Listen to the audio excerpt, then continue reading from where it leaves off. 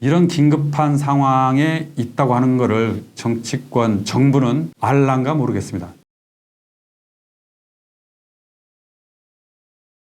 자, 정의성의 노동TV 시작하겠습니다. 우정노조가 생긴 이래 처음 있는 일이라고 합니다. 58년 만에 노동조합이 파업 결의를 했습니다. 전체 조합원이 약 28,000여 명 정도 되는 상당히 크나큰 노동조합인데요. 아마 이제 우정노조가 요구안이 제대로 받아들여지지 않을 때는 오는 7월 9일 날 파업에 돌입한다고 합니다. 노동조합이 요구하는 주요 요구안은 한마디로 이야기하면 이렇습니다. 인원 충원입니다. 인원 충원. 그도 그럴 만한 것이 올 한 해만 벌써 9명의 노동자가 과로사로 사망했습니다. 작년에도 15명의 노동자가 과로사로 사망을 했습니다. 최근 10년 동안 수치를 보니까 102명, 그러니까 100명이 넘는 노동자가 과로사로 사망을 한 거죠. 그래서 더 이상 이 상황을 방치해서는 안 되겠다. 죽음을 막기 위해서라도 노동조합이 이제는 좀 나서야 되는 것 아니냐, 이렇게 결심을 한 것 같습니다. 우정노조 조합원들의 대부분 신분은 무엇일까요? 공무원이랍니다. 공무원. 전체 한 28,000명에 달하는 조합원 중에 2만 명 정도 되는 분들이 공무원이고요. 나머지는 이제 무기직이라고 하니까 사실상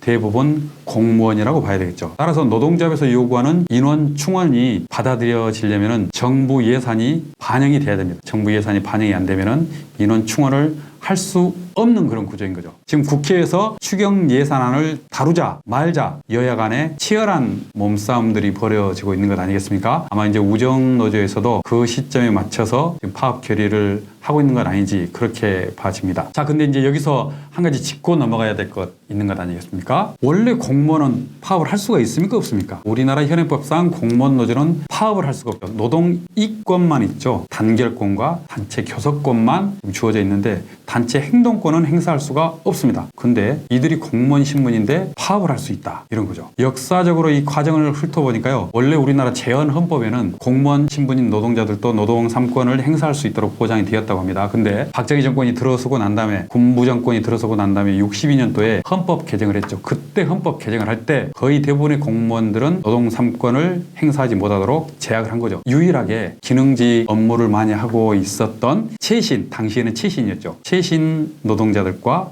철도 노동자들에게 노동 3권이 보장되었다고 합니다. 그때부터 이제 지금까지 노동 3권이 보장되었는데, 다들 아시는 것처럼 철도 노조는 어용의 역사를 끝내고 민주노조로 넘어오면서부터 파업을 좀 거짓말 보태면 밥 먹듯기 했죠. 하도 이제 철도 민영화를 추진하는 정부가 많다 보니까 민영화에 맞서서 공공철도를 지키기 위한 노동자들의 파업이 계속 있어 왔죠. 그래서 이제 철도 노동자들의 파업은 상당히 익숙한데, 최신 노동자들의 파업은 아직은 많은 국민들한테 익숙하지가 않는 그런 상황입니다. 근데 이제 여태껏 참아왔던 과정, 요거를 뒤로 한 채 이제는 더 이상 못 참겠다 하고 나선 것 아니겠습니까? 그동안 제가 이제 탄력 근로제 기간 확대 요 이야기를 계속 하면서 정부가 52시간 노동을 제한하는 형태의 법안을 불과 1년 전에 이 법 개정을 해놓고 이제 와서 장시간 노동이 보장이 되는 탄력근로제 합의를 하면 되냐, 이런 문제 지적을 많이 했던 거잖아요. 300인 이상 사업장에서는 올해 7월 1일부터 바로 52시간 이상 노동을 할 수 없도록 바로 법 적용이 됩니다. 이곳 우정노조 이 사업장도 이 52시간 초과 노동을 해서는 안 되는 사업장에 해당이 되는 거죠. 그전에는 특례업종에 적용돼서 장시간 노동이 마음대로 보장이 됐었습니다. 근데 이제 특례업종에서 제외가 돼서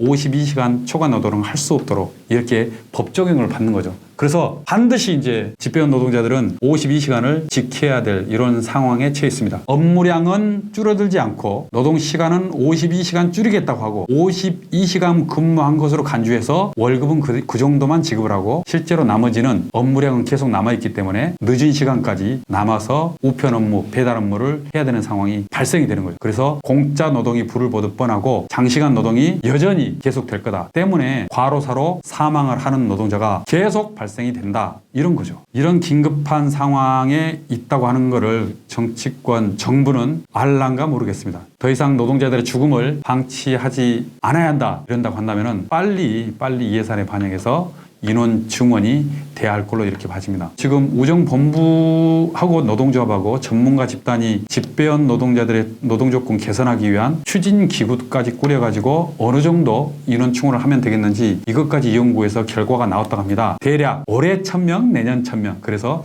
2,000명 정도 인원 충원을 하면은 어느 정도 해결이 될 수 있겠다. 정부가 찰떡같이 약속을 해놓고 예산을 반영을 안 시키는 바람에 또다시 노동자들이 들고 일어난 거죠. 실은 우정본부라고 하는 데는 공무원들이 돈을 벌기도 하는 그런 곳이기도 합니다. 돈을 한 해 작년에 금융사업본부하고 보험 업무, 알뜰폰 있잖아요. 이런 거를 영업을 해가지고 자그마치 흑자가 5천억 원 이상 났다고 하는 거죠. 이 돈은 다 어디로 갔습니까? 바로 국고로 들어가지 않겠습니까? 국고로 들어간 예산이 우정노조 조합원들에게 돌아가야 되는데 현재 구조는 그렇게 되지 않고 있는 거죠. 그래서 우정청으로 바꾸면은 이런 문제는 충분히 해결할 수 있는 것 아니냐 하는 건데 국회에서 많은 토론도 있었고 많은 이야기도 있었습니다만은 말만 무성하고 실제로 법 개정 논의도 안 되고 지금까지 방치되고 있다고 하는 것입니다. 이상으로 우정노조 노동자들의 파업 소식을 좀 전해드렸는데요. 58년 만에 파업을 하든 아니면은 뭐 해마다 파업을 하든 노동자들의 파업은 당연히 주어진 권리입니다. 우리 국민들이 잠시 잠깐 집에 오는 우편물이 오지 않는다 해가지고 이런 불편함을 초래하는 이 노동조합 이거 해도 너무하는 거 아니냐 이렇게 불평불만 갖지 마시고 과로사로 인해서 이 사망한 노동자들이 너무 많다고 하는 것 여기에 공감이 되신다고 한다면은 살기 위해서 저렇게 파업을 한다는데 그래도 응원의 박수 적어도 손가락질은 하지 말아야 되는 것 아니냐 그런 정도의 마음은 보내주시면 되겠습니다. 이상으로